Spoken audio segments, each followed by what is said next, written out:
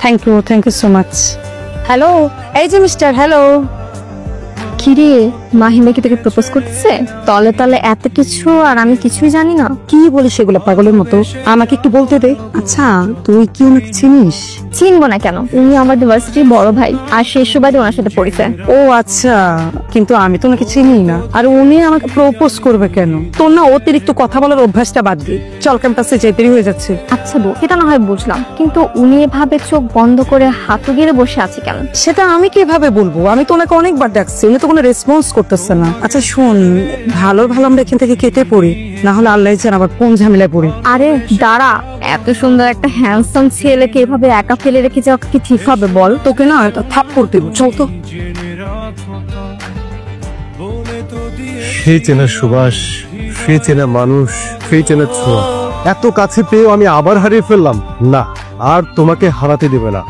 খুঁজে আমি তোমাকে বের করবই, কারণ আমার ভালোবাসার সুবাসে মিশে আছে তুমি।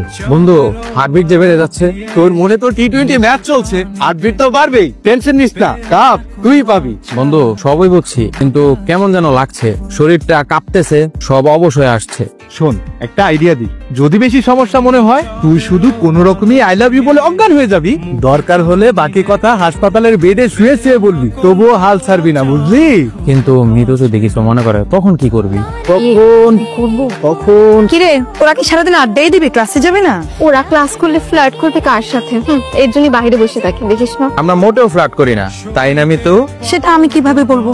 সামনে কিন্তু পরীক্ষা, আমি কিন্তু দেখি ডে বাই ডে তুই কিন্তু পিছিয়ে যাচ্ছিস। পরীক্ষা যে এটা কিন্তু মাথায় রাখতে হবে। আমার সবচেয়ে বড় পরীক্ষা তো তুই। আমি না তোর কথা বুঝতে পারছি না, কি বললি তুই? আমি তোকে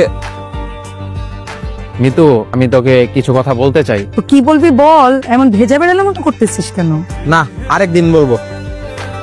আরে তুই কোথায় যাচ্ছিস? জানিস, তোকে দেখে না আমার অনেক হিংসা হয়। কেন?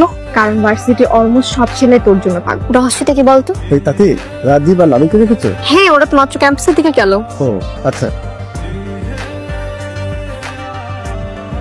Excuse me. ইয়েস। আমি যে ভাবছি, আমি যে অনুভব করছি, আপনি একটু সেটাই করছেন? What nonsense, are you mad? Yes, I became mad about you nice men. পোশাক দেখে তো ভদ্র মানুষই মনে হচ্ছে। নেক্সট টাইম পোশাকের সাথে ম্যাচ করে ভদ্র ভাষাটাও শিখে আসবেন, না হলে অবস্থা কিন্তু খুব খারাপ হয়ে যাবে। সাথে চলুন।